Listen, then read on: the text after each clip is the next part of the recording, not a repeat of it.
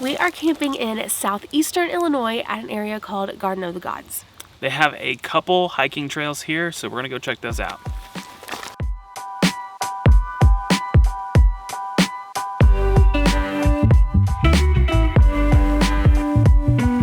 So this may be a really fast hike because there's a cold front coming in tonight, but it's already getting windy. Yeah. And it is chilly.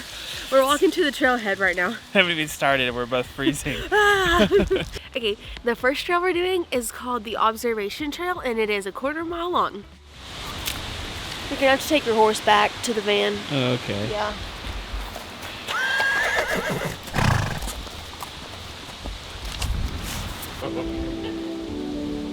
I don't think we're gonna be flying the drone in this wind. No.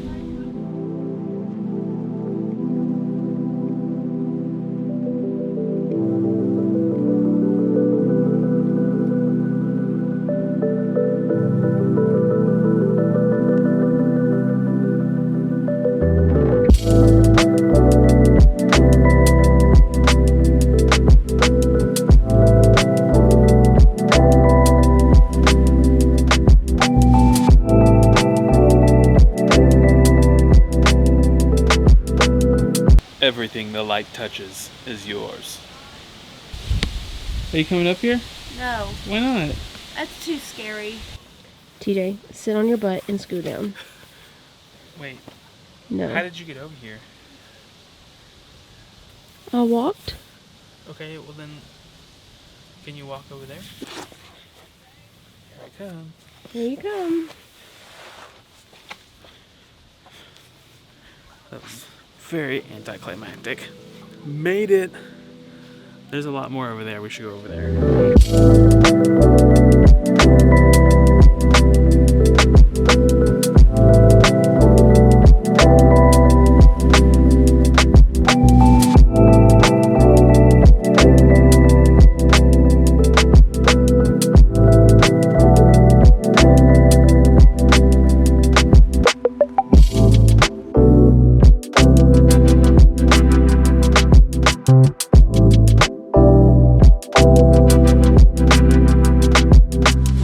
The detail in these rocks is just crazy, like all the different folds and stuff. Look at it.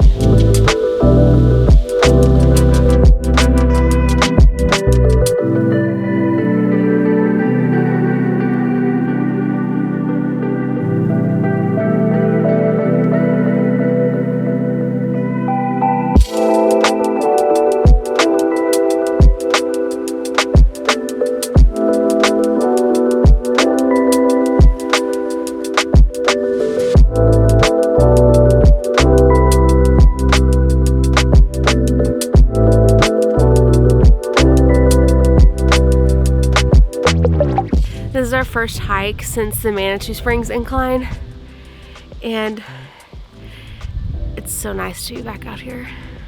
Okay, I have to admit, the sign at the front of that trail said it was a 1/4 mile long and to expect it to take 45 minutes, and I kind of laughed. I was like, 45 minutes for a 1/4 mile, but I figured out why. It's because of all of those cool lookouts that you want to stop and look at. That took us like an hour. Also, the whole trail is paved with like flagstone, and so it's really easy hike. Yes, 10 out of 10 recommend that if you come through here.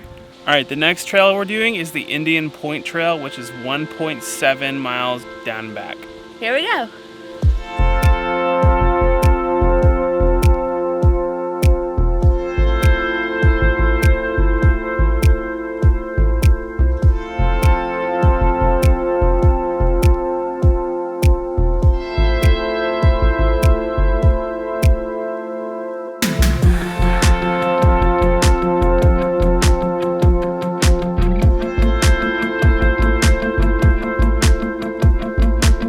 That was a beautiful overlook, and now the sun is disappearing quick, and we got to get back to the van. It's like the freaking daylight savings time. I'm a little washed out, hold on. It's that stinking daylight savings time. Cuts our hiking short every fall, man. It's still an hour from us. We found a cave. Right there. This trail is pretty technical, and I don't know if it's just like it's not as popular as the other one, so it's not as walked as much. But in some places, you can't even see the trail, and there's a ton of rocks. And with the leaves that have fallen, it's super slippery.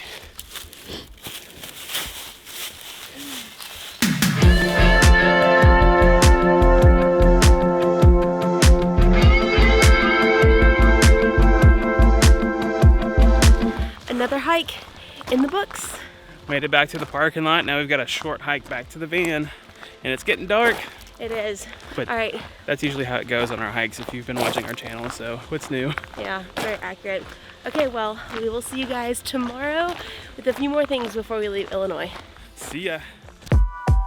We are checking off our 24th state to tent camp in here at Garden of the Gods in southern Illinois. We're technically in a national forest, and this campground only costs $10 a night, but it is first come, first serve. We got here pretty late a couple nights ago. It was about 9:30, 9:45, and I'm really glad we rolled in when we did because there were only 3 spots left. We were nervous we wouldn't get one, but we were happy to find a spot. However, the other 2 filled up as soon as we got ours, and then all the other people that drove through didn't have a place to stay. So come early if you're planning to camp here.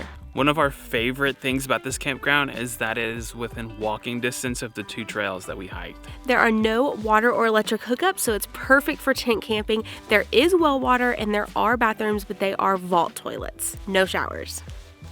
Okay. Okie dokie. We've gotten lots of camping questions recently, so we haven't done a Q&A in a while, so I figured we would just answer a few of these questions we keep getting. Question 1. Why do you tent camp and van camp? We set out on the 50 states tent camping tour. We challenged ourselves to tent camp in all 50 states. So just because we have a van doesn't mean we're just gonna stay in the van the whole time. We still are trying to tent camp in all 50 states. Plus, it's just fun. We love tent camping. We really do enjoy it. Even though we have the van now, the van just allows us to go longer and do more trips. Question 2. Whose idea was it to tent camp in all 50 states? We get this question a lot because people think that I don't want to do this for some reason, and it was all TJ's idea. I mean, I did voice the idea, but I think we kind of it hit us at the same time. We were talking about a lot of different things. We wanted to travel to all 50 states, but we wanted to do something in all of those states, and we both really enjoy tent camping. And so we were kind of like, wait, that would be cool. We already have all this stuff. So it was a joint effort, and I am very happy to be doing this. I'm not making her do it just because it was my idea or anything like that. No. She really enjoys it. I really do. Question 3. Do tent camping and van life make you miss living in a house? No. No. I think that's surprising to some people, but the number of things that we've gotten to do because we don't live in a house anymore far outweighs everything we miss. It's not the missing the house that we miss, it's missing the convenience of living in a house. Yeah. So not knowing where you are going to take a shower that night is inconvenient, but still I would trade that to get what we get to experience versus living in the house and knowing where I'm showering. We will live in a house again though. Yeah. This isn't forever. That's true. Question 4. Where is your favorite campground? Which we have answered this before, and we have a favorite campgrounds video. So whoever asked this question obviously isn't subscribed to our channel. So if you're watching and you're not subscribed to our channel, hit that subscribe button right now. In their defense though, that video was our favorite campgrounds from the first year of the 50 States Tour. It has been a year since we made it, so it has changed a little bit, but our favorite campground, number 1, remains the same. Palo Duro Canyon State Park in Amarillo, Texas. Love that campground. We haven't taken the van into the state park yet, which we would love to do, but it just hasn't happened yet. Yeah, we will one day. Question 5. I love this question. What's your favorite road trip snack? Sweet and salty. Peanut M&Ms. Yeah, well, that kind of hits both. They're sweet and they're salty.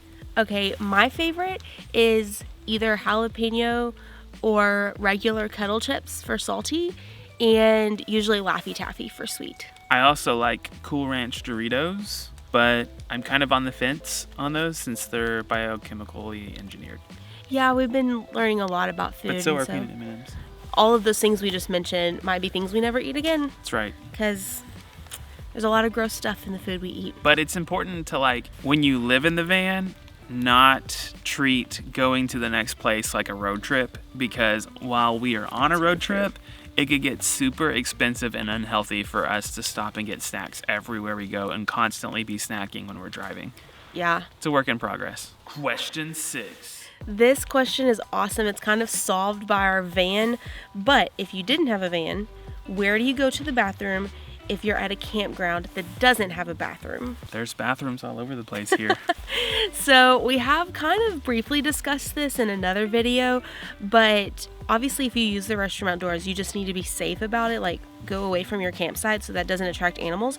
But also we highly recommend just making yourself a compost toilet. We did that with a bucket and a toilet seat lid from Academy Sports, I think. And then you put some like wood chip shavings in there. It doesn't smell at all in your car, and you have a bathroom everywhere you go. Sometimes I miss that toilet because sometimes our toilet in the van has a smell to it. Yeah. And so I'm like, man, we should have just like put a compost toilet instead of putting this other thing, but I don't know. So where do you go to the bathroom when our RP tank is full and we're tent camping? I just put a trash bag in the toilet, and then I take it out. That's what I do. Long story short, you gotta do what you gotta do. Yeah. Question number 7. Okay, this one I get questioned on all the time from girls, and it's like a series of questions. Are you scared of animals? The bathroom situation, which we just addressed, and how are you comfortable enough to sleep? All of that sort of thing, because I guess guys do enjoy tent camping more than girls, typically. But the answer is, if you find a good sleeping pad or air mattress, you don't have to make yourself uncomfortable. Like, you can camp in weather that you're comfortable with. You don't have to do either extreme. The animal thing, yes, I'm scared. I still am scared. Even I'm scared sometimes. Yeah, but you just have to like do things scared sometimes to get the benefit of what you're doing. There's all sorts of things to do for animal safety, and so we follow all of that, and you just do it scared, I guess. But the rest of it, like, you can make yourself comfortable. You don't have to be crazy extreme with it. You can do it. Question 8. Do you still like your sleeping pads? Come with me for a second. I never can find the zipper. This thing.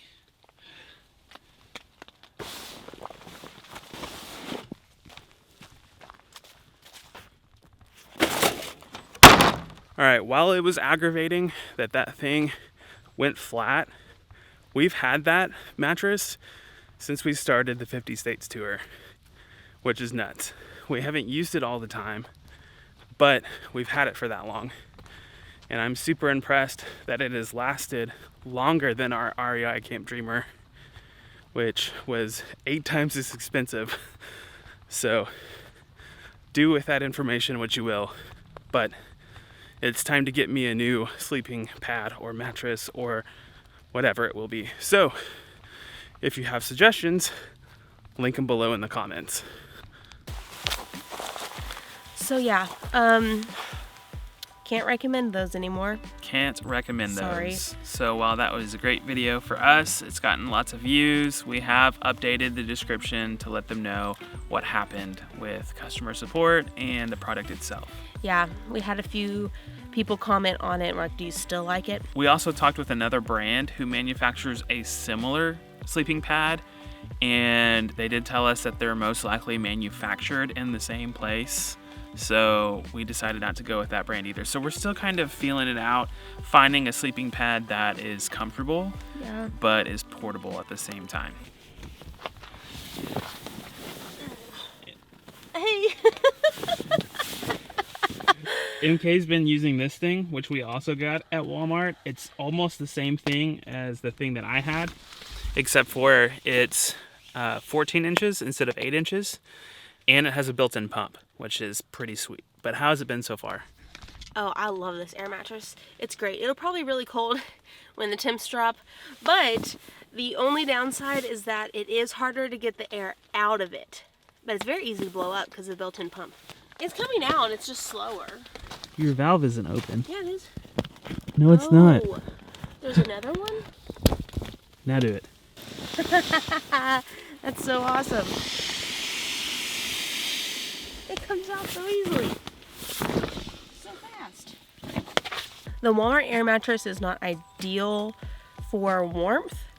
But we can buy 8 of those mattresses for the price of one REI Camp Dreamer. Question number 9. We watched your tent video and we like your tent. Would it be good for backpacking or for one person who wants to get into tent camping? No, that tent is so heavy. I would not want to carry that on my backpack. It's heavy and it's big, all rolled up. So not a good backpacking option. As far as for one single person, I mean, if you need to have like several things in your tent, I guess, but there are smaller options. There might be a smaller option of the same tent, actually. That would be just as good. And I think, you know, if you don't want to pack a ton, that would be a better option. They actually make backpacking tents. So if you just like do a quick search of backpacking tent and look at some of those results, they're a lot smaller. A lot of times it's just enough room for you and that's it. Like not even your bags or anything like that. Yeah. But they're super light. They fit in your pack and they're a lot easier to maneuver than that guy. Question 10. How has the van affected your tent camping? Well, here's one way. First of all, we always have a bathroom. Yes. And that's really nice. Second is like we slept in the tent here a couple nights ago and then it snowed, so we slept in the van. Used to in the past, we would have to sleep in the tent no matter what. And we thought about it, but his air mattress has a hole in it, so. I think if we both had comfortable mattresses and like blankets and stuff, we would have camped the second night in the snow. For sure. Just because we enjoy tent camping. A lot of people like find that hard to believe. They're like, you actually like enjoy tent camping? Yeah, that's why we set out to tent camp in all 50 states. Yeah. But since the air mattress, I was sleeping on the ground, and when it's cold, I don't recommend sleeping on the ground because the ground pulls your body heat out from you. So we slept in the van. Right. We also have all of our cooking stuff in one place, and we can carry 20 gallons of water instead of like 5 gallons of water. So that's really nice. Very nice. Question number 11. This question is awesome. What is your least favorite thing that people ask you or assume about your lifestyle of travel? Oh. I know, that was a good question. I was like, we have to answer that. I think my least favorite thing that people assume is that everything's just sunshine and rainbows all the time, because it's really hard. It's a lot of work. I mean, real life still happens. We still have family, and there's still like, I mean, all of those sorts of things that you would have not living on the road. And also, we work really hard to be able to do it. Like finding a shower, like all those conveniences we were talking about in the house, you have to like work to find those. And it's great, and we love it. But it's not easy. Van life is tough. And to all the creators who just show you the good side of van life, like shame on them, because that's why a lot of people spend a lot of money and get into van life and they last like a month. And my least favorite thing people ask me is probably how long it took him to convince me to tent camp. Because Like they just assume that I didn't want to do it. I didn't have to do any convincing. I was like, ooh, like literally, I was like, ooh, we should tent camp. Like, and before yes! I even finished the sentence, she was like, yes. So that's mine. I don't know what mine is. What's the least favorite thing? Oh, I have another one. What's another one? I hate it when people ask me if they're like, when you have kids, are you just gonna quit traveling? I mean, it'll look different, but like, hopefully we can still show them the world. A lot of people assume that when we have kids, not if, but when we have kids, that we're just gonna like throw this lifestyle behind us and be done traveling the world and stuff like that. And that's not true. Like if we had a kid tomorrow, like we would probably finish the 50 states tour. Yeah, and again, it would look different. Yeah. But there's lots of people doing that. I think show that it's possible, and it may be harder, but I think it'd be worth it. Absolutely. One thing that kind of bothers me, and I kind of feel bad for letting it bother me, but like when people who say they're subscribed to our channel and they watch all of our content and then ask like, so where have you been? Like what states have you been to? Where have you been camping? I think it bothers me because it's like, if you say that you watch all of our content, then you know the answer to that question. Yeah. That's fine if you don't. Just please don't tell us you do. Yeah. It's not very honest. Yeah. Maybe I shouldn't put that in there. I feel like we're going to hurt a lot of feeling. Hope we didn't offend anybody by those statements, but that's the honest answer to those questions. Yeah. Oh, I've got one. How much did your van cost? Oh my gosh, yeah. I hate that question, and that's because like I don't ask you how much your house costs, and that's our house, and so it's literally the same. Is like, how much did you spend on that? That, but also they're typically asking because they're interested in doing it themselves, and we custom designed our van and then had it built, so it can literally vary so much. You could build a van so much cheaper than we did, but you could also build a van a lot more expensive than we did. And I would hate to tell somebody like, oh, this is what it is, and then they're like mad because we gave them a wrong number. But what we're doing is comparing apples and oranges, you know? A custom camper van costs as much as a house. You don't need to know numbers or interest rates or, financing terms, or if we paid cash or something like that.